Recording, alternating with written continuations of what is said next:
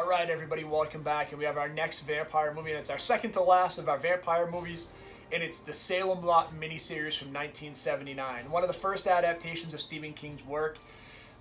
It's a great miniseries, and it's really, really atmospheric and creepy.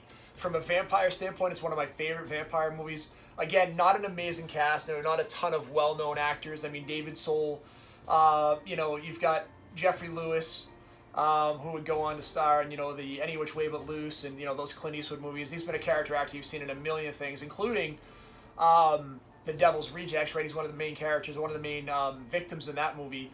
So, not a huge big-name cast, but, man, this is a well-done movie. And at the time, it was incredibly creepy for made-for-TV.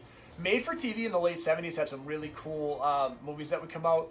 There was Dark Knight of the Scarecrow came out in '83, which is a movie we will cover, which is a great scary movie. I think there's like Devil Dog, Hound from Hell, which was a made-for-TV movie, which was pretty fun and pretty creepy. So there's some really cool stuff around them, but Salem's Lot was a different animal with this two-part miniseries. It's over 3 hours long, so it is an investment in time. But I will tell you that there's a lot of atmosphere in here, and because of being on TV, they have to really bring the atmosphere and the scares up by focusing on tension, right? So they can't do it. There's not a lot of gratuitous language or gratuitous violence, gore, because they can't from the TV standpoint, especially at 1979. But they do amp up the tension and the scares, and I think they do a really good job with it. It's a really fun, scary vampire movie, and again, a time frame back to the late 70s, early 80s. That's just very well done. If you were to ask me the best scare in this movie, like I talked about with The Lost Boys, where we had that scene at the window, this is the precursor to that, and it's much scarier. The Lost Boys is played more for fun. This is actually a really creepy scene where Mark sees his friend who's died at the window through the fog, asking him to come in. And that vampire lore, right? You have to be let in. You have to, later on, you'd have to let the right one in, which kind of based the whole movie around it.